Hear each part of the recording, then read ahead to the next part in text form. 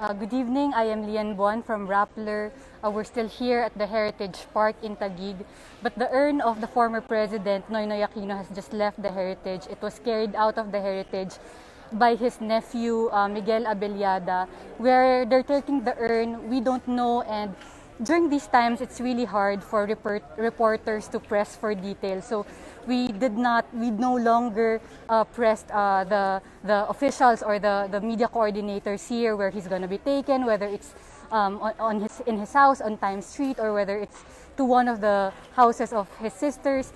So what we know is that there will be a public viewing at the Church of Jesus tomorrow at the Ateneo from 10 a.m. to 10 p.m. So it's a one-day event for the public. And on Saturday, he will be buried, the former president will be buried at the Manila Memorial Park beside his parents, former Senator Ninoy Aquino and former President Corazon Aquino.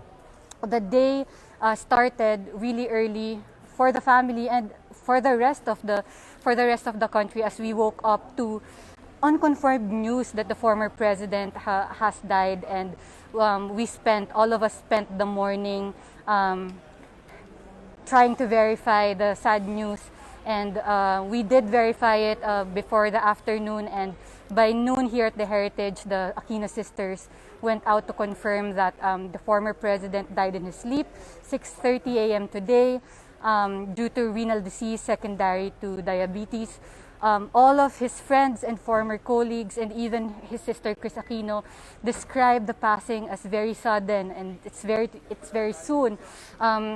As former House Speaker Sonny Belmonte describes it, he knew that Pinoy was suffering from a condition, but he never knew it was like this.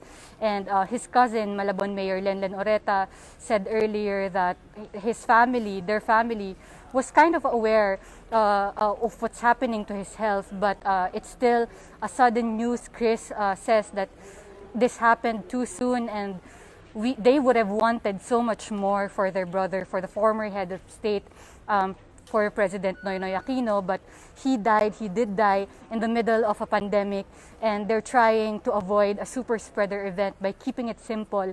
So all day, the media waited at the lobby of the chapels of the Heritage Park. We were allowed briefly to see the urn of the former president, very, very briefly past 8 p.m. Earlier. We were told that when the body was taken here at the Heritage, it was put in a casket at first, so family and friends could get final glances. As described by his former legal counsel and Justice Secretary, now Justice Ben Kagiwa, he looked good. He lost weight, but he looked good. And after the final glances from family and friends, he was cremated and put in a silver urn, and it was lying on a bed of white and yellow flowers. Our honor guards were around the urn.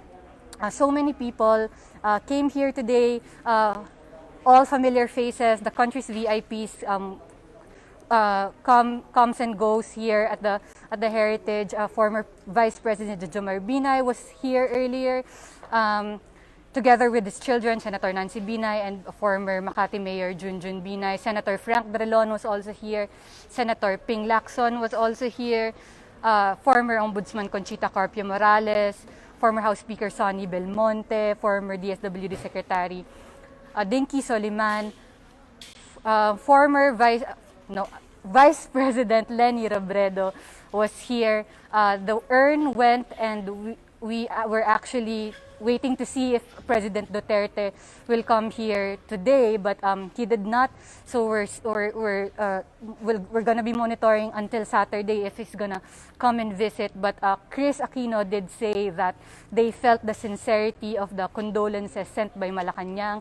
And he thanked not only President Duterte, but also she thanked not only President Duterte, but also Executive Secretary Salvador Medaldea for offering all that the family wanted. And we don't know what that offer was or what it entailed, but Chris said that Noy could be lying in state in Malacanang as a former president. He also served the House, he also served in the Senate, but the pandemic restricts all that kind of ceremonies. And Chris said, while they would have wanted so much more for their brother, they understand that we're still in the middle of a pandemic and not everyone has been vaccinated. So sabi nga ni Chris, hindi naman daw nila pinagdadamot ang kanilang kapatid dahil alam daw nilang maraming nagmamahal sa kanilang kapatid, pero ito yung circumstances and it all feels so sudden and soon, and even reporters feel that it's so sudden and soon. But it was a very somber and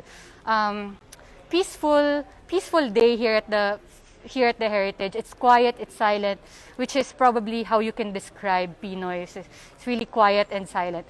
So yun ulit, to cap this day off, the urn has left the Heritage. We don't know and we didn't press kung saan siya dadalhin.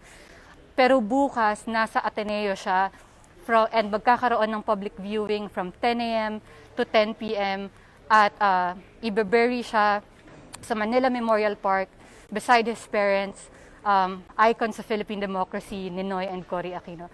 Maraming salamat. Stay tuned to Rappler as we give you more updates tomorrow and until the burial on Saturday. Thank you, I'm Lian Buan, and good evening sa inyo.